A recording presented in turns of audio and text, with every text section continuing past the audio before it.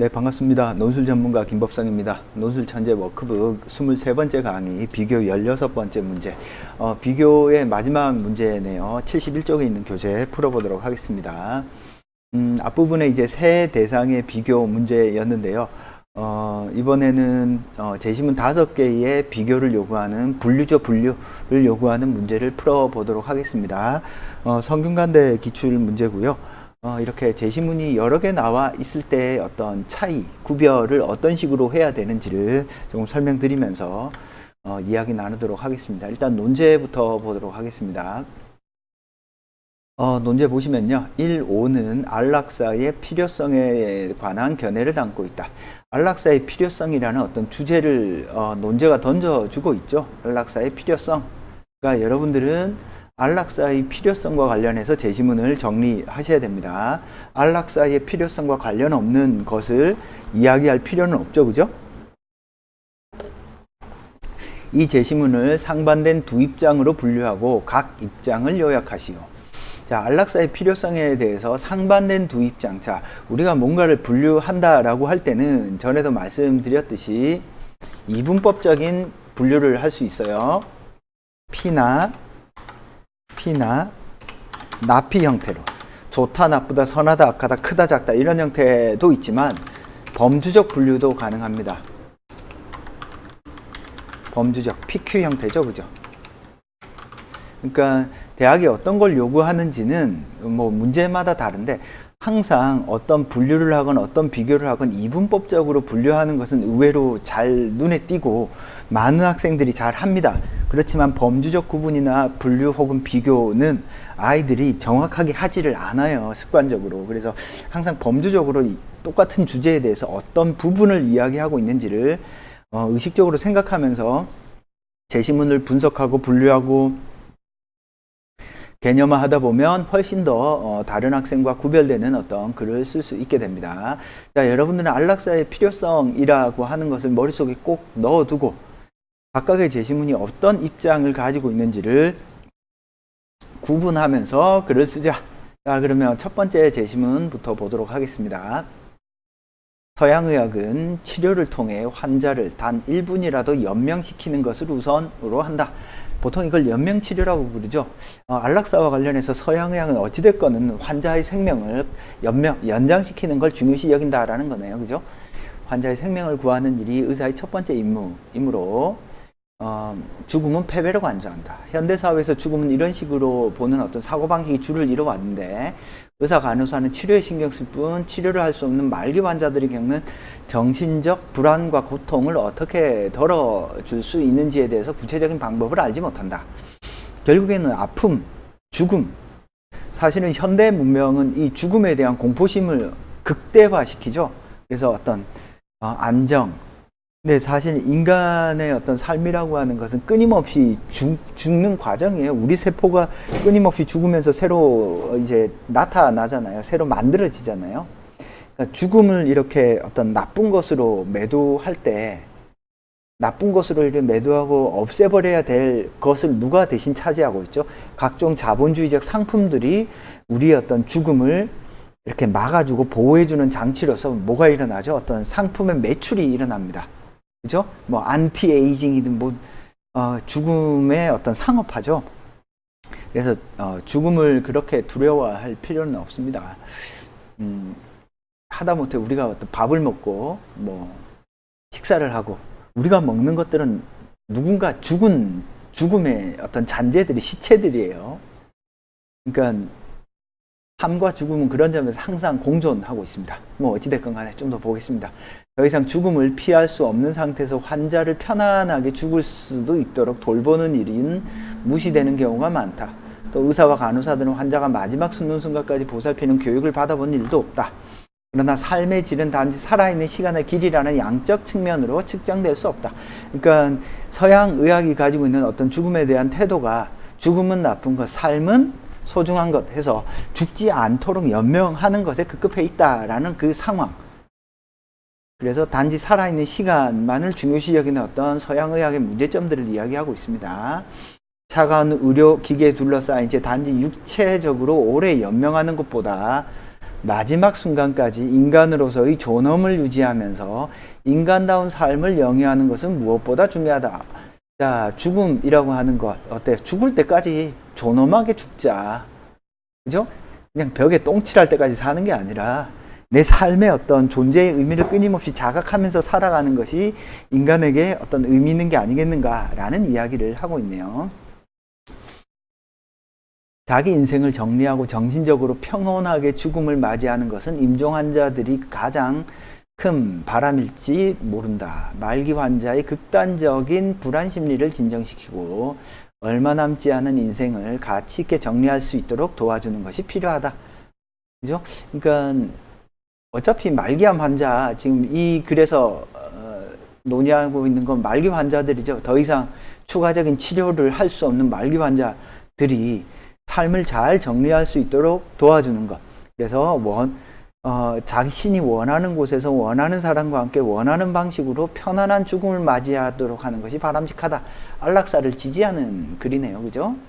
안락사의 필요성에 대해서 어때요? 지지하는 글입니다. 자, 안락사의 는 필요한데 왜 필요하고 왜 지지하고 있죠? 이 글은 지지하는 이유는 그것이 인간의 존엄을 지키는 길이기 때문입니다. 그죠? 과거에 요즘은 장례는 장례식장에서 지내지만 과거에는 집에 있었죠. 그죠? 병풍 뒤에 염해둔 시체를 망자를 놓아두었잖아요. 그러면은 향을 왜 피웠냐? 이 망자가 이렇게 사람이 썩어가는 그 냄새를 없애려고 향 피우는 거예요. 그러니까 내가 사랑하는 사람이 이렇게 죽어가는 것을 옆에서 느끼면서 어떤 인간다움, 나도 이렇게 죽는구나를 깨닫는 게 인간이 다른 동물과 다른 거죠. 근데 지금의 어떤 장례 절차는 어때요?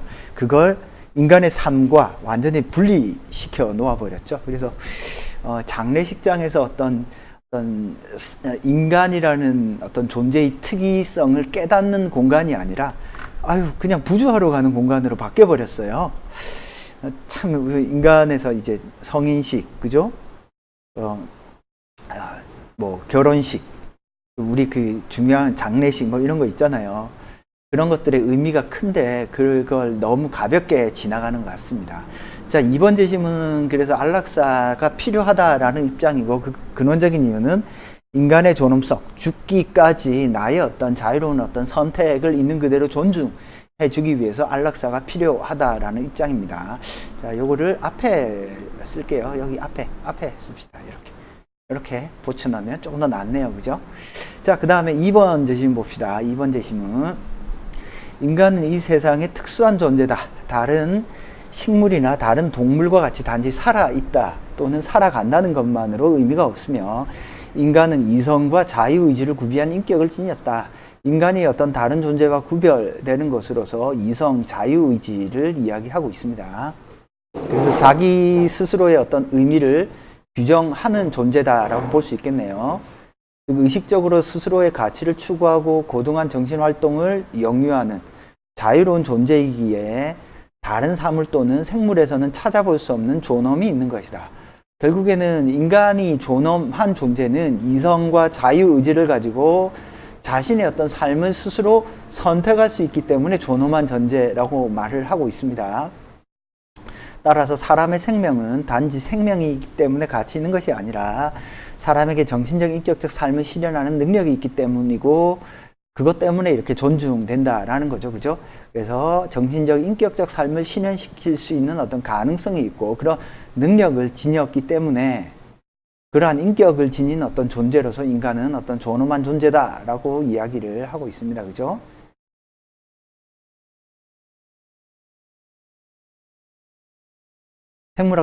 생물학적 생명에 지나지 않는 육체라면 그 외형은 지녔으나 특별한 가치가 없고 존엄을 지지지 못했다고 할 수 있을 것이다. 자, 이번 제시문은 어떤 역할을 하고 있나요? 이번 제시문도 인간은 이성과 자유를 가지고 있기 때문에 그 스스로 단순히 살아있는 것이 의미가 있는 것이 아니라 자기 스스로 어떤 인격적 존재, 전진적 존재로서의 어떤 이성과 자유의지를 가지고 있는 존재이기 때문에 존중받아야 된다라는 거죠. 1번 제시문이 인간은 존엄한 존재다를 이야기하고 있다면 2번 제시문은 인간이 그러한 존엄한 존재인 이유를 이야기하고 있는 어떤 글이다라고 볼 수 있겠습니다. 따라서 2번 제시문도 안락사를 찬성할 가능성이 높겠네요. 그죠? 2번 제시문도 마찬가지로 안락사는 필요하다. 왜?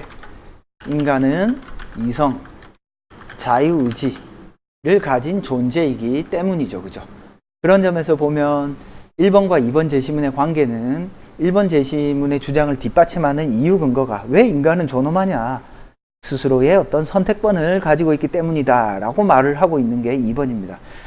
이게 지금 성균관대 기출문제인데요.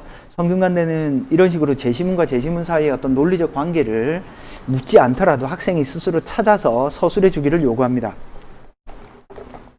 실제로 성균관대에서 발표한 논술 가이드북을 보시면요. 제시문과 제시문 사이의 관계를 학생이 스스로 찾아서 발견해내는 어떤 글쓰기를 할 때 좋은 점수를 얻는다라고 학교가 스스로 이야기를 하고 있으니까 항상 글과 글 사이의 어떤 논리적 관계를 의식적으로 생각하면서 글을 쓰는 게 좋겠습니다. 자, 3번 보겠습니다. 에른스트 해켈은 사회적 다원주의를 설파하고 기독교의 영향력에 대항하기 위해서 단체인 이론주의자 동맹을 창설했다. 1차 세계대전이 발발하기 직전 이 동맹의 대다수 회원은 안락사 합법화를 지지하는 공개적 입장을 공개적으로 밝혔다. 자, 마찬가지로 3번 제시문도 안락사를 지지합니다. 안락사 필요하다. 그죠? 그래서 이런 젊은 시절 해켈은 한 개인의 독립적 존재는 재빨리 사라지는 수증기와 같다. 이 거대한 사실의 일시적인 구성원에 지나지 않는다. 개인의 존재는 비참하고 보잘것없으면 가치 없다. 단지 파멸을 향해 갈 뿐이다. 한 개인의 죽음은 전체를 위해 필요한 생명의 조건이다. 이 안락사를 합법화시키고 안락사가 필요하다라고 하는 이유가 어디에 있어요? 사회 전체의 어떤 이익을 위해서네요. 안락사 필요성. 그 핵심되는 이유가 뭐죠? 사회 전체의 이익입니다. 그죠? 전체의 필요입니다.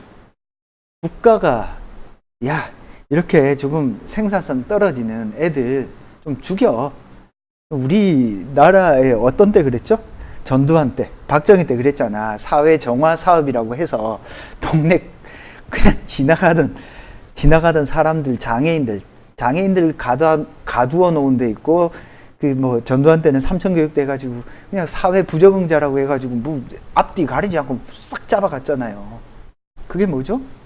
사회에서 비생산적일 것으로 여겨지는 사람들을 그냥 국가의 이익이라는 명분으로 다 잡아 죽인 거예요. 요즘에 어디서 그러고 있죠? 필리핀 두테르테가 지금 그러고 있죠?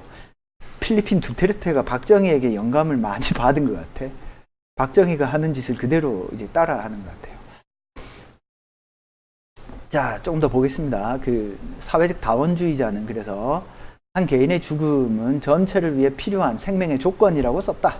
그래서 사회 전체의 복지를 한 개인의 삶보다 더 중시하는 이 같은 관점.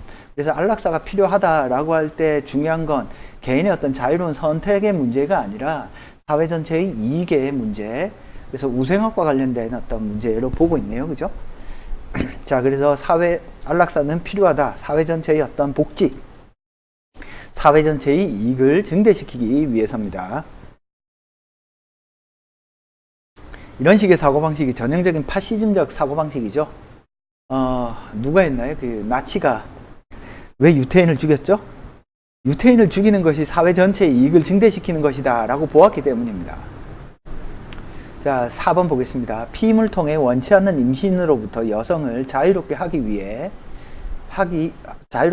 여성들이 가정뿐 아니라 사회에도 기여할 수 있게 해야 한다. 사회적으로 부적합한 아이를 낳거나 부양하기 힘들 정도로 아이를 낳는 것은 곧 사회에 대한 죄악이다. 그러니까 우리가 피임을 통해서 아이를 이렇게 낙태를 하잖아요.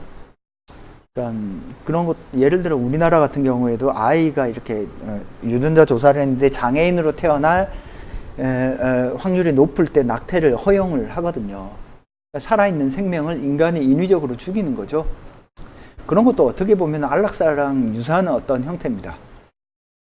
자, 좀 더 읽어보겠습니다. 개인의 생명은 국가의 재산이며 죽음이 다가올 때 개인은 이 재산의 소유를 포기해야 하는 것이다. 와, 개인의 생명을 국가의 재산으로 본다고. 와, 완전 파시즘형이네요.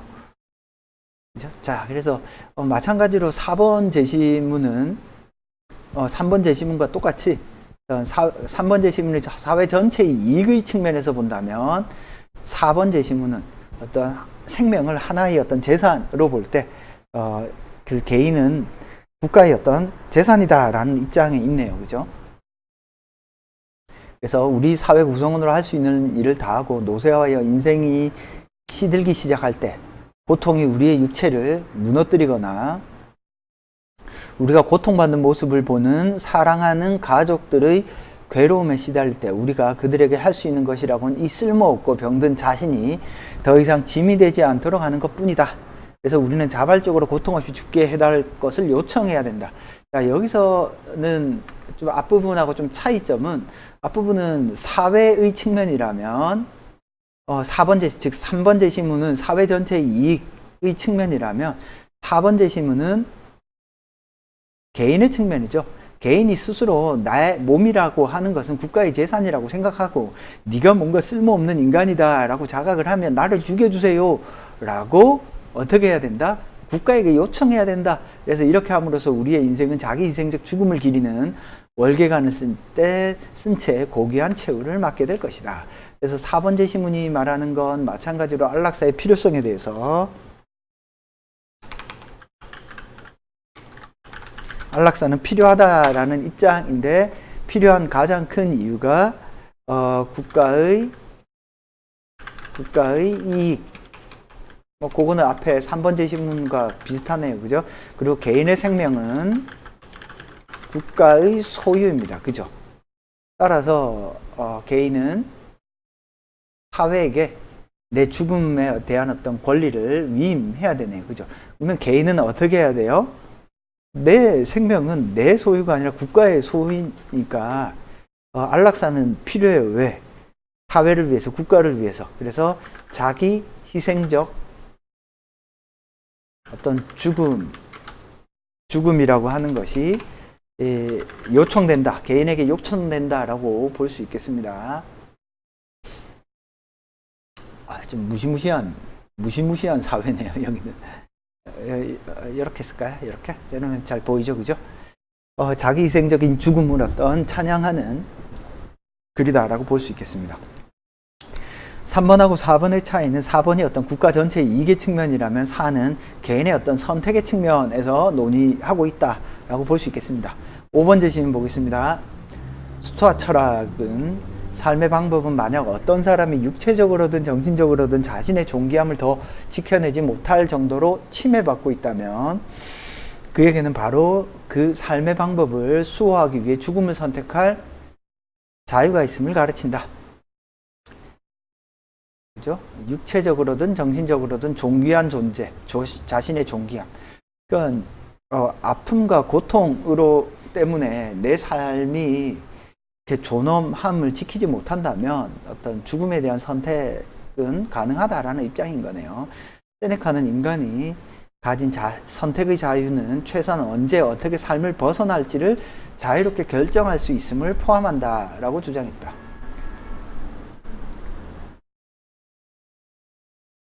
죽음에 임박한 사람들은 자기 스스로에게 지금 연장되고 있는 것이 삶인지 죽음인지를 물어보아야 한다. 만약 후자의 교훈하면 죽음을 맞이하기 견디기 힘든 고통을 기다릴 필요가 없다. 그래서 이렇게 신체가 너무 힘들어서 그죠? 영혼을 구원해낼 그런 힘이 없을 때 어떤 고통받는 영혼을 위해서 육체를 구해주는 것은 타당하다라고 보는 겁니다. 그죠? 단지 노년이라고 해서 삶을 포기하지 않는 것이다. 그러나 노년이 내 이성을 빼앗고 그것을 조금씩 갉아먹기 시작한다면 나에게 삶이 아니라 단지 수족의 움직임만 남는다면 나는 힘없이 금세 부서질 그 건물에서 당장 뛰쳐나올 것이다. 그 건물 뭐죠? 내 육체적이죠. 결국 내가 인간다움, 인간성을 담보해내지 못할 정도로 어떤 허약해진 상태라면 죽음은 허용된다라는 입장이 제시문 5의 입장입니다. 그래서 나누어 보면 크게 안락사의 필요성과 관련해서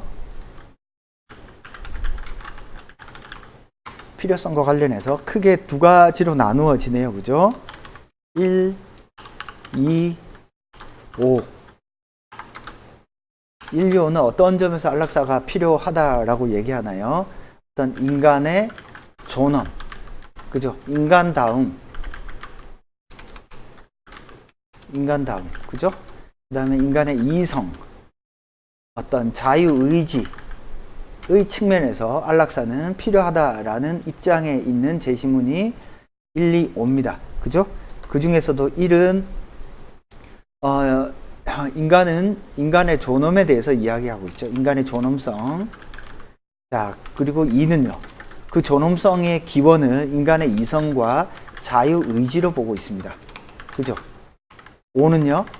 신체와 육체와의 관계에서 그러한 존엄과 자유의지를 지키지 못하는 상황에 놓여 있을 때 인간의 어떤 자유로운 어떤 선택권의 측면에서 인간의 안락사의 필요성을 이야기하고 있습니다. 그래서 1, 2, 5를 전체를 만약에 묶는다면 어떻게 이야기하면 될까요? 인간은 모두 다 존엄한 존재다. 그 중에서도 인간의 어떤 개인적 어떤 존엄성의 문제를 이야기하고 있는 것이 1, 2, 5다라고 보시면 되겠습니다. 이와 달리 3과 4는요. 안락사가 필요하다. 어떤 측면에서 사회 전체의 이익, 어떤 복지의 측면에서 이야기하고 있는 게 3과 4고요. 그 중에서도 3이 이야기하는 것은 사회 전체의 이익입니다. 사회 전체의 이익을 증대시키기 위해서죠. 그죠? 아이고. 사회 전체의 이익을 증대시키기 위해서 안락사가 필요하다라고 말하는 게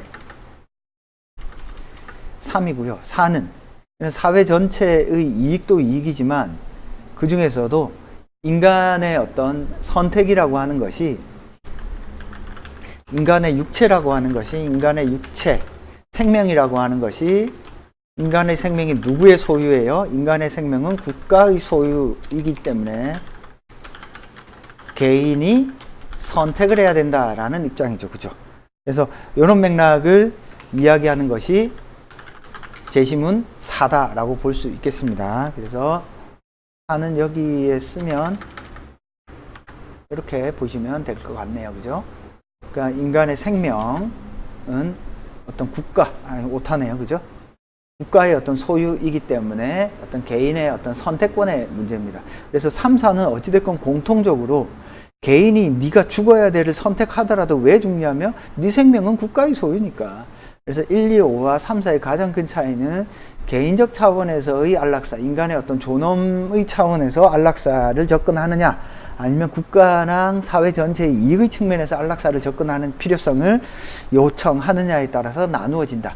그 각각의 내용은 이렇게 나누어진다라는 것들을 정확히 제시하면 여러분들이 어떤 형태로 글을 쓰더라도 크게 무리가 없겠습니다. 자, 글을 쓰는 과정에서 이렇게 쓰면 되겠네요. 가장 먼저 논제가 요구한 건 제시문을 상반된 두 입장으로 분류하라고 했으니까 안락사의 필요성은 크게 개인적 입장으로 나누어지는 1, 2, 5와 사회적 입장으로 나누어지는 3, 4로 나누어 볼 수 있다.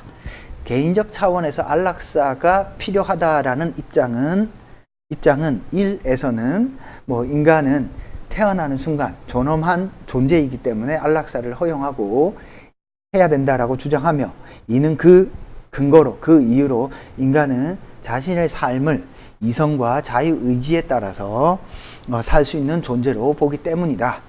더 나아가서 5는 그러한 개인의 존엄성을 유지하기 위해서 인간에게는 자신의 삶과 죽음을 자유롭게 선택할 능력을 가지고 있다는 점에서 안락사의 필요성을 강조하고 있다, 주장하고 있다. 이렇게 정리를 하시고요. 3, 4는 이와는 다르게 제시문 3에서는 사회 전체의 이익 때문에 안락사의 필요성을 주장한다. 특히 3에서는 개인의 가치보다 사회 전체의 복지를 증대시킨다면 개인의 생명은 국가의 필요에 의해서 희생당할 수 있다고 본다. 이런 과정에서 4는 더 나아가 개인 스스로 국가나 사회 전체의 이익을 증대시키기 위해서는 개인이 스스로 자신의 삶을, 제시문에서는 뭐라고 나와 있죠? 그러니까 자기 희생적인 어떤 죽음을 할 필요가 있다. 자기 희생적 죽음을 요청한다라는 측면에서 3, 4는 모두 안락사의 필요성을 사회 전체의 이익의 측면에서 필요하다고 주장하는 글이다. 뭐 이런 식으로 요약하면 크게 무리가 없겠습니다. 핵심적인 개념과 차이들을 명확히 구별하면서 글을 쓰신다면 모두 좋은 글이 될 것 같아요. 자, 대략 이런 식으로 정리하시면 될 것 같습니다. 제시문이 많이 나온다고 해서 어려운 것이 아니라 항상 비교가 나오든 분류가 나오든 상관없이 제시문이 여러 개 나올 때는 항상 비슷한 것끼리 묶는 습관을 들이는 게 좋아요. 자, 설명은 대략 여기까지 조금 마무리하고요. 비교 다시 한번